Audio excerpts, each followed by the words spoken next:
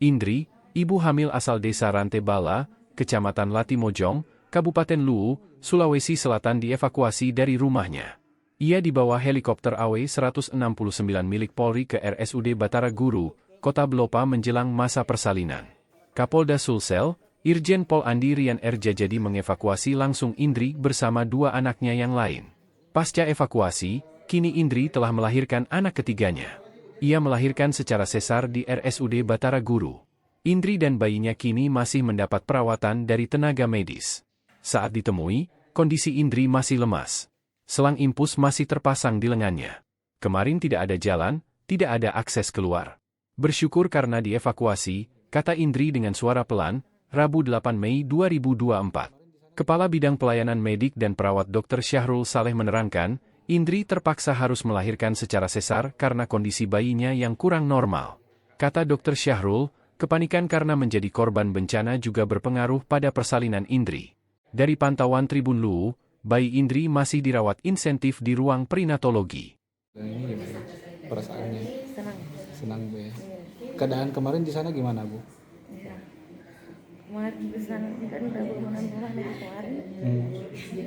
Semua tidak bisa diakses Bu ya. Bisa keluar.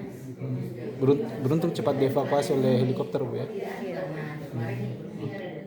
Namanya siapa Ibu izin? Indri. Indri ya. Dari desa apa? Hah? Desa apa? Bantuan. Rantebal.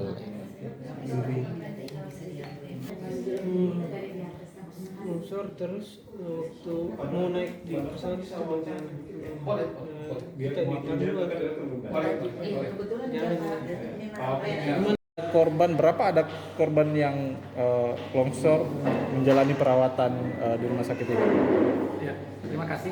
Jadi saat ini menurut data kami pasien yang kami rawat itu yang memang dari lokasi daerah terdampak banjir.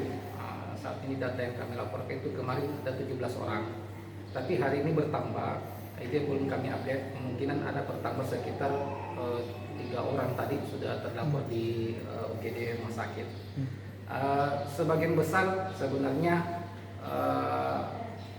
dampak langsung itu tidak banyak, cuma yang dampak tidak langsung ini rata-rata memang usia yang sudah lansia, ibu yang memang sudah waktunya melahirkan, dan itu yang memang istilahnya butuh penanganan untuk perawatan di rumah sakit.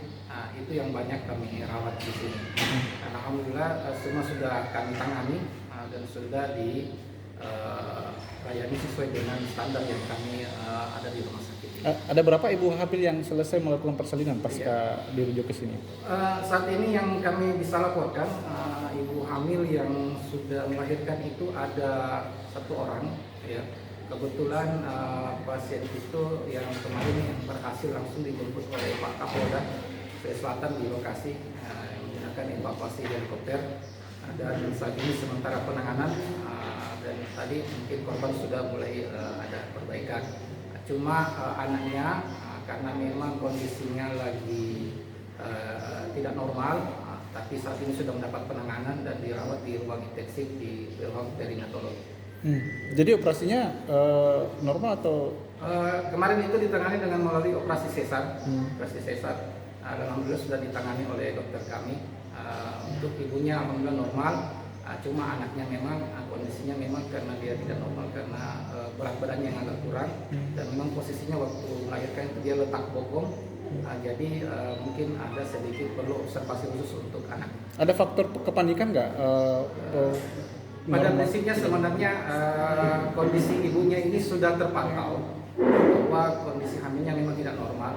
Cuma memang pas waktunya sudah diprediksi sama dokter untuk melahirkan dan terjadi kejadian bencana.